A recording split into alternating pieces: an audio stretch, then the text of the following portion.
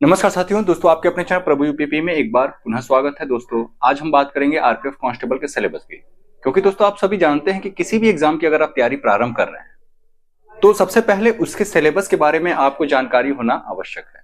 जब तक आप सिलेबस नहीं जानेंगे तब तक जो है आप शायद तैयारी अच्छे से न कर पाए और कुछ ना कुछ चीजें जो है आपसे हमेशा छूट जाएंगी। तो सबसे पहले आपके माइंड में जो है उस एग्जाम का सिलेबस होना बहुत जरूरी है। आज हम बात करेंगे आरपीएफ कांस्टेबल के सिलेबस में क्या क्या चीजें हैं और कैसे आपको जो है कि तैयारी करना है, किन किन टॉपिक को आपको जो है कि अच्छे से कवर करना है।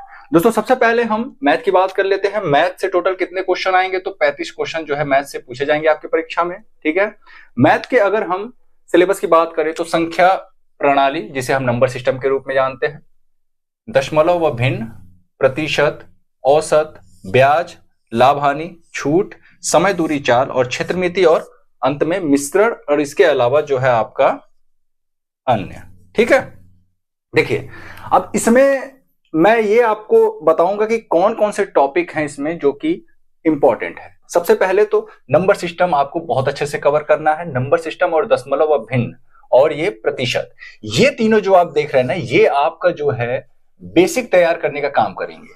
जो भी बच्चा इन तीनों टॉपिक को हल किए बिना बाकी को सॉल्व करेगा तो उसको समस्याएं आएंगी। सबसे पहले आपको इन्हीं तीनों को कवर करना है। नंबर सिस्टम आप अच्छे से पढ़ लीजिए, उसके बाद दशमलव व भिन्न और प्रतिशत। जब आप इन तीनों को कवर करते हैं तो आपका जो बेसिक है मैथ का वो स्ट्रांग हो जाता है। बहुत सारे बच्चों का प्रश्न आता है कि सर हमारा मैथ में स्कोर बढ़ नहीं रहा है। रीजन होता है कि आपका जो बेसिक है वो सही नहीं रहता है। तो नंबर सिस्टम आपको जो है अच्छे से पढ़ना है, इसके बाद दशमलव व भिन्न और फिर प्रतिशत। और आप देखेंगे कि ये जो प्रतिशत है इसका यूज हर एक टॉपिक में होता है। जैसे अगर आप लाभ हानि लगा रहे हैं तो यहां भी परसेंटेज आपको आना चाहिए, और अगर आप ब्याज के जो आपका सिंपल इंटरेस्ट और कंपाउंड इंटरेस्ट है, अगर आप उनके क्वेश्चंस को सॉल्व करते हैं तब भी आपका परसेंटेज जो है वो स्ट्रांग होना चाहिए। इसके अलावा डिस्काउंट में भी सेम चीज है, और समय दूरी चाल में भी कुछ ऐसे हैं कि जहां पे परसेंटेज का यूज होता है। क्षेत्रमिति की बात करें, यहां भी परसेंटेज का यूज है। और अंत में मैं बता दूं, ये जो मिश्रण आप देख रहे हैं यहां भी परसेंटेज का यूज होता है। तो यानी कि अगर आप जब तक परसेंटेज अच्छे से नहीं लगाओगे तब तक जो बाकी के जो आपके ये दिख रहे हैं इन्हें शायद आप जो है सॉल्व नहीं कर सकते। तो इसलिए मैंने आपसे स्टार्टिंग में ही कहा कि ये तीनों चैप्टर आपको जो है कि अच्छे से सॉल्व करने। अब हम बात कर लेते हैं रीजनिंग की। दोस्तों समानताएं व अंतर, स्थानिक दृश्य व अभिन्यास, कोडिंग डिकोडिंग, रक्त संबंध, अंक गणितीय तर्क, कथन निष्कर्ष, न्याय निगमन, एनालॉजीज, अंक गणितीय श्रृंखला, दर्पण, कैलेंडर, घड़ी व अन्य। जो भी रह गया है वो मैंने अन्य लिख दिया है, तो आप जो है उसमें काउंट कर लेना। ठीक है, रीजनिंग में सभी जितने भी टॉपिक है वो इंपॉर्टेंट होते हैं, क्योंकि हर एक टॉपिक से दो दो तीन तीन प्रश्न करके जो है वो पूछे जाते हैं। लेकिन हाँ, आप देखते होंगे कि ये जो कथन निष्कर्ष है और ये जो न्याय निगमन है, ठीक है, इसके अलावा जो आपका एक और जो है कि क्वेश्चन आता है वो है अवधारणा से रिलेटेड।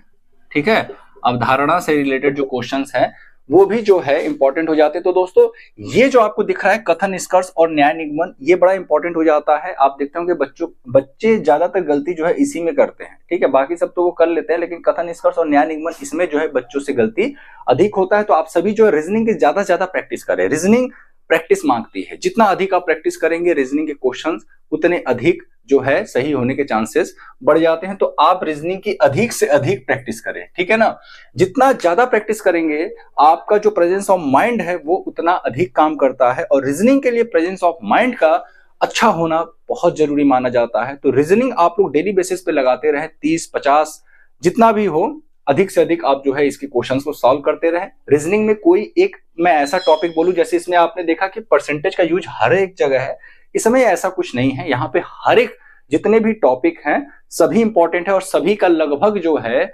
समान वेटेज है आपकी परीक्षा में। ठीक है, तो आप लोग जो है रीजनिंग को थोड़ा सा अच्छे से प्रैक्टिस करते रहे। रीजनिंग और मैथ ये दोनों से ही जो है 35-35 क्वेश्चन आपकी परीक्षा में पूछे जाएंगे। ठीक है, 35 और 35 मिलाकर के होते हैं 70। बाकी का जो आपका 50 क्वेश्चन है वो अकेले जीएस से पूछा जाता है। ठीक है, 50 क्वेश्चन आपका जीएस से पूछा जाता है। दोस्तों भारतीय इतिहास, ठीक है, भारतीय इतिहास में आप सभी जानते होंगे कि जो पहला है हमारा वो है प्राचीन इतिहास, और दूसरा जो है वो मध्यकालीन इतिहास, और जो तीसरा है वो है आधुनिक इतिहास। आधुनिक इतिहास, ठीक है। तो इसमें जो सबसे ज्यादा इंपॉर्टेंट होता है वो है आधुनिक इतिहास।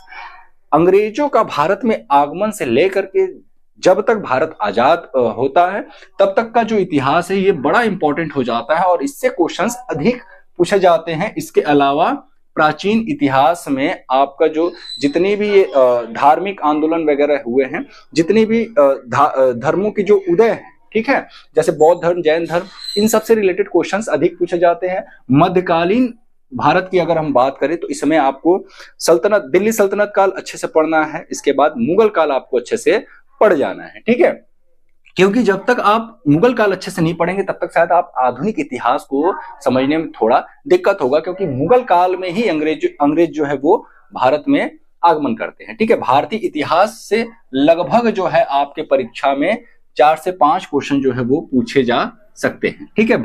कला व संस्कृति, भारत की जो संस्कृति है, भारत की जो कलाएं हैं, उससे रिलेटेड क्वेश्चन जो है वो भी आपके परीक्षा में पूछे जाते हैं। भूगोल की बात करें तो यहाँ पे आपको भारत और विश्व, ये दोनों का ही जो है कि आपको भूगोल अच्छे से पढ़ना है। भारत और विश्व का भूगोल आप जो है अच्छे से पढ़ सकते हैं। अगर आप मुझसे पूछेंगे कि कहाँ से पढ़े, तो खान सर का जो है भूगोल का जो उनका जो है कि कोर्स है, आप उसे ले सकते हैं। इसके अलावा उनका नोट्स भी मार्केट में मिल जाएगा, आप उसके माध्यम से भी जो है भारत का भूगोल और विश्व के भूगोल को आप तैयार कर सकते हैं, ठीक है।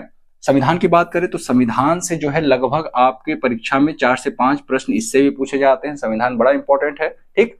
अर्थशास्त्र मैं कहूंगा कि जिनका अच्छा है तो ठीक है भाई, जिनका अच्छा नहीं है तो इसको आपको जो है ध्यान नहीं देना है, क्योंकि 50 क्वेश्चन है तो भाई आप 50 क्वेश्चन तो सही नहीं कर पाओगे। क्या चीजें छोड़नी है, क्या चीजें पढ़नी है, ये बड़ा महत्वपूर्ण हो जाता है। तो अर्थशास्त्र में जितना टाइम आप वेस्ट करोगे उतने टाइम में शायद आप इन दोनों का जो है अच्छे से कर सकते हैं, ठीक है। चलिए सामान्य विज्ञान की बात कर लेते हैं दोस्तों। सामान्य विज्ञान में आपका जो बायो है वो ज्यादा इंपॉर्टेंट हो जाता है, ठीक है, बायो आपका ज्यादा इंपॉर्टेंट हो जाता है। इसके अलावा खेल व पुरस्कार, जितने भी खेल हैं, ठीक है, कभी कभी पूछता है कि हाँ इस खेल में कितने प्लेयर खेलते हैं, इस खेल से संबंधित जो ट्रॉफियां हैं उनको पूछ देता है। इसके अलावा जो है कि करंट अफेयर से रिलेटेड क्वेश्चंस खेल से ही संबंधित पूछे जा सकते हैं कि इस टूर्नामेंट का विजेता कौन रहा, ठीक है। तो ये सारी चीजें आपको जो है अच्छे से पढ़ जानी है। समसामयिक घटनाएं, ठीक है, ये आपका भारत और विश्व दोनों के संदर्भ में होगा कि भारत में जो है हाल ही में जो है कि ये कौन कौन सी योजनाएं हैं, ठीक है, योजनाओं से रिलेटेड क्वेश्चन पूछते हैं। साथ ही साथ जो आपका सैन्य अभियान होता है, इसके अलावा जो भी भारत में अच्छे कार्य हैं, या फिर कोई विशेष व्यक्ति या फिर कोई विशेष महिला जो कि किसी क्षेत्र में अच्छा काम करते हैं, उनसे रिलेटेड क्वेश्चन पूछते हैं। साथ ही साथ जो प्रसिद्ध व्यक्तियों की जो मृत्यु है उससे भी क्वेश्चन पूछे जाते हैं। और अदर में मैंने यहाँ पे जो है कि सभी चीजों को यहाँ पे रखा है कि जो छूट गए हैं वो अदर में आपसे पूछे जाएंगे, ठीक है। तो ये रहा आपका आरपीएफ कांस्टेबल और एसआई का सिलेबस। अगर मैं दोनों के कांस्टेबल और एसआई जो आप देख रहे हैं, सिलेबस में कुछ फर्क नहीं होता है, क्वेश्चंस के लेवल में फर्क होता है। जैसे अगर आप कांस्टेबल की बात करेंगे तो थोड़ा सा जो लेवल होगा वो डाउन होगा, अगर आप एसआई की बात करेंगे तो लेवल थोड़ा सा अप होगा, ठीक है। तो ये रहा आरपीएफ कांस्टेबल और एसआई का सिलेबस। उम्मीद करता हूं कि इस वीडियो के बाद आपको ये पता लग गया होगा कि हाँ आपके सिलेबस में क्या क्या है और आपको किन किन चीजों पे अधिक ध्यान देना है, किन किन चीजों पर अधिक फोकस करना है। तो दोस्तों फिर मिलते हैं किसी अन्य वीडियो के साथ, तब तक के लिए जय हिंद, जय भारत।